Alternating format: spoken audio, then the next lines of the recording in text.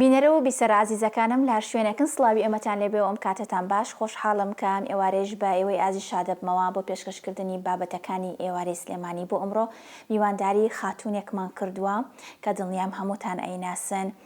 ئەو خاتوونە یەکێک بووە لەوانەی کە لە بوارەکەی خۆیدا دەست پێشخەرێکی زۆر گەورەی کرد. ئەگەر بڵێم وەکو شۆڕشێک بوو لە ناو ئێمەیە کارەکەی. میوانداری خاتوو ئەختەر حاجی ڕەئوفمان کردووە کە خاوەنی نووسینگەی ئەختەرخانن، دڵنیام هەمووتان ئەیناسن. ئەمڕۆ قسە و باسەکەین لەسەر دەستپێشخەری خاوەنکاری ئافرەت بە تایبەت لە بوارەکەی خۆیدا. خاتوو ئەختەر بەخێر بێی سەر و سەرچاو سپاس بۆ ئامادەبوون. پێشەشی زۆر سپاسی بەرنامەکەتانەکەم. من ئەختەر حاجی شەڕۆفی سووسێم ناوە. بەڵێ. لە 96ەوە من ئەم ئیشاکەم. بەڵێ.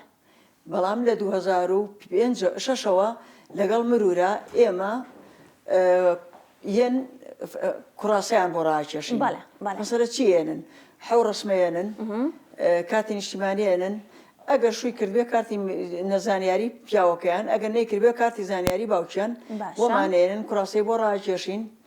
ئەسێ کوڕاسەکە فەحشی چاوەکە کە فەحشی چاوکەیەتەوە بۆ لای ئێمە بۆ یەکەین بە باچ کە بۆمان کرد بە باچ ئەینێرین ئەیبین بۆ مرور بۆ یەکەین بە باچ کە بۆمان کرد بە باچ حەو ڕۆژ دەرزە خوێنن، ڕۆژێکیان دەرسی یاسایە، شەش ڕۆژیش ئێمە پیانەڕین ڕۆژی 2 سەعات و 35 دقیقە. باش ئەختەرخان، پێم خۆشە باسێکی ئەوەم بۆ بکەی چۆن بوو سەرەتا بیرۆکەی ئەوە بە مێشک تا هات کە نووسینگەیەک دابنێت، چونکە ئێمە لەوەتی بیرمان بێ ئەزانین کە ئەختەرخان لە تەمەنێکی زۆر مناڵیەوە ئۆتۆمبیلی لێخۆڕیەوە خێزانەکەی زۆر یارمەتی دەربوون. پێم خۆشە باسی ئەوە بۆ بکەیت چۆن بوو لە سەرەتایە بیرۆکەی ئەوە هات بە مێشک تاکە نووسینگەیەک دابنێت. مثلا ما کارین هەیە ژنێکی ئەڵمانی بوو. باشە. لە خانزات هینی کرد دەورێکی کردەوە. بەڵێ. بە منی وتی وەرە ژنانمان بۆ فێرکەوتم ئەگەر باوکی مناڵەکان ڕازی بوو بەسەر چاو. باوکی خۆڵ ناگرێتی بە دوو کەلیمە ڕازیەکەم تم چۆن بە دوو کەلیمە ڕازیەکەی وتی ڕازیەکەم تۆ با بچین بۆ لای کاوتی من ژنێکی ئەڵمانیم حەزەکەم ژنی کورد فێری سایقی بێ تۆ بۆ پێ ناخۆشە.